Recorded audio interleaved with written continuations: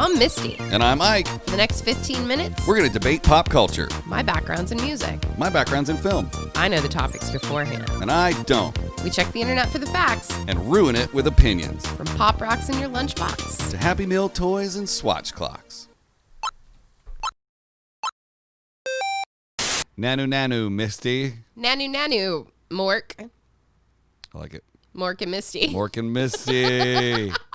That's pretty funny. Yeah, I kind of like it. Yeah. I thought about that one for the whole 10 seconds at least. Yeah. Should we address what's going on or should we just go for it? Well, I mean, this is theme week. Yep. We have been talking about science and Science. and just not necessarily pop culture things, but things that scientific pop culture things, I guess. Yeah. Yeah. So, we've done a couple of episodes about oddities in the world, I guess. Yeah. Yeah. You're enjoying it. I'm just having a little sip of my space drink. Space juice is what that is. Space Juice 2, the Space rejam. juice. Oh, so bad. I know. What do you want to do today? I want to ruin the universe. Ooh. All right. Yeah. You know the deal, folks. 15 minutes on the clock starts meow. So, I want to talk about if you were to go UFO hunting, where are the most popular places to go?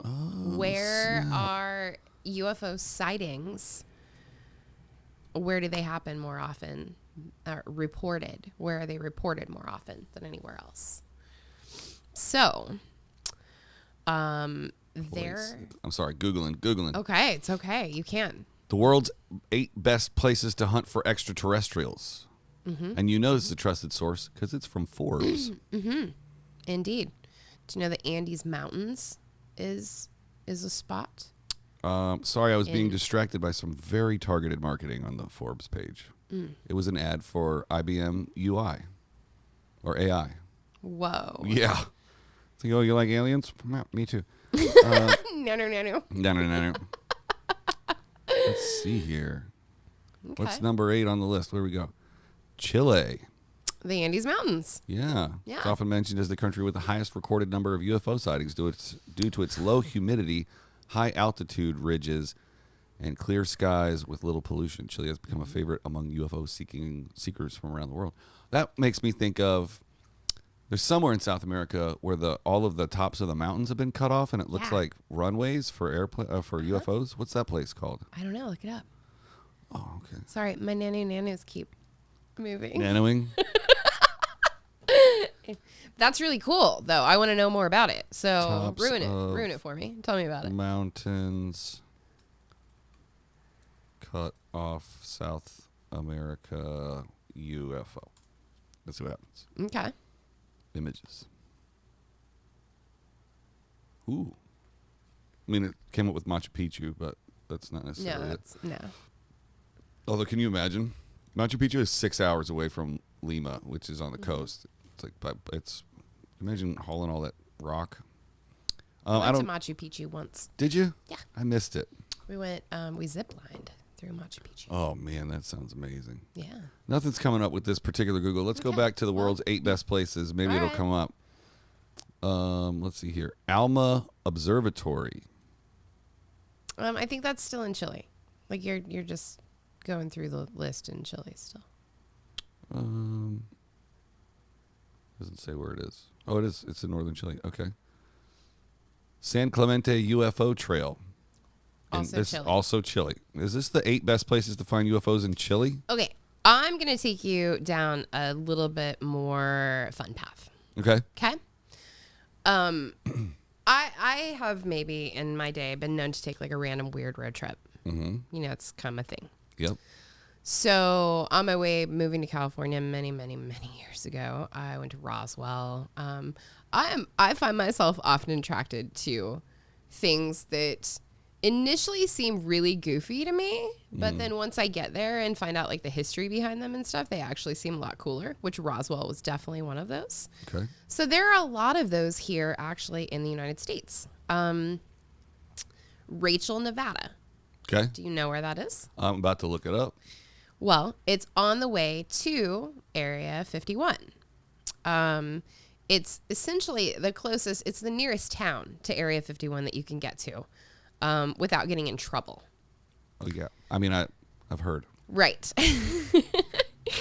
So, like, one of the fun things about these places are the way that the locals have embraced the fact that they are a hot spot for people seeking things that are just maybe not necessarily the norm. Mm-hmm. And the locals, you know, often tend to be a little kooky and, you know, a little funny. Yeah. So Rachel, Nevada is one of those places. It was established in 2002. Yeah, it's not that old. And Weird, their right? website looks like it was made in 91. Not surprising. Note, there are no services in Rachel. The nearest gas station is more than 50 miles south in Ash Springs or 110 miles north in Tonopah. Yeah. Like, I mean, the entire town, everything about it's become like a kind of an icon of American UFO legends. Mm-hmm. So, like, you know, there's stuff in town about the X-Files and Independence Day and, you know, tiny little restaurants that are, the entire theme is UFOs. And yeah. Do you know what day of the year Rachel Day is? I don't. It's May 18th. Okay. And they have a little parade, but nobody's watching it because everybody's in it. Right. How many people live there? That's a good question. Rachel, Nevada population. 54. 54 people. That's so cute. That's interesting. They should kick 3 people out. To make it 51. Mm-hmm. Oh, genius. What if underneath Rachel, Nevada is a big underground massive UFO base and like they just keep putting it out that Area 51 is where we do all the stuff. And then they really do it at Rachel. That just made me think of Area 52. I'm sorry, what's Area 52? Area 52 is where they've, like, so many people know about Area 51 that they have a separate base where they do the actual stuff and stuff. Let me see here. Area 52. Let's look it up. So everybody found out about their secret base. So they built another secret base close to it and named it one digit off. Well, yeah, there's many areas. Way to keep it a big secret. Let's Google that. How many areas are there? I think there's hundreds. How many areas like Area 51 are there? What is 51? Area 51. 17 places to hunt aliens. Area 51 fun facts. Storm Area 51 the joke. No definitive answers. Huh. But I was noticing on the world's 8 places to best 8 places to watch UFOs. Mm-hmm. Joshua Tree is on there. Yeah, absolutely. So if they're doing test flights in Nevada, right, you're going to definitely see it in Joshua Tree. Right. I mean, anytime that anyone sees a UFO, it's automatically chalked up to that. But then there's the interesting fact, you know, the whole Tom DeLonge thing with, you know, what was it, 4 years ago? He was just like, aliens, UFOs, blah, blah, blah. And everyone's like, you're crazy. And then like a year ago, the government released videos and weird shit that's like, yeah, these are probably UFOs. You're not crazy. Wow. Yeah. What is something that I could Google to get that government release? Tom DeLonge UFO videos, I would think. So they released them to Tom DeLonge? No, they released them to the public. Pentagon declassifies 3 UFO videos after Blink-182's Tom DeLonge, blah, blah, blah, blah. This is a big deal. You know, like everyone's like, oh, whatever, the crazy guy from Blink-182 is talking bullshit. Yeah, they just don't show you the actual video. You can see the videos. You can find them if you look long enough. You don't even really have to look long enough. That article doesn't show them to you. Alien. I've watched them many times. Videos. Declassified UFO videos, YouTube. Yeah. I mean, essentially, he just kept talking and talking and talking until finally they were like, all right, you know, he's actually saying things that we can't argue anymore. It was time. Recently, I'd say 2 or 3 months ago, maybe up to 6 months ago, because I don't know what time is anymore, but Joe Rogan had an Air Force pilot on that saw a tic-tac shaped object coming out of the ocean. Yeah, there's quite a few of those pilots that will definitely say, yeah, I've seen something up there. That's not, I'm used to seeing other crafts that are like what I fly. Yeah. This is different than that. Totally. Yeah, it's pretty common.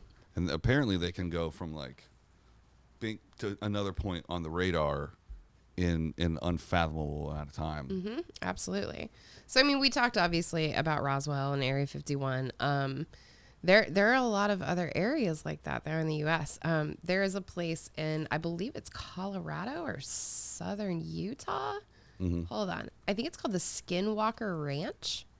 Oh, are you familiar with this? I've heard of Skinwalker. I've been to Skywalker Ranch. Yeah, no. I know. Yeah, not the same. Hold on. Skinwalker Ranch. So, Skinwalker Ranch is a property located on 512 acres in Ballard, Utah. It's reputed to be the site of paranormal and UFO-related activities. The name is taken from the Skinwalker of the Navajo legend concerning vengeful shamans.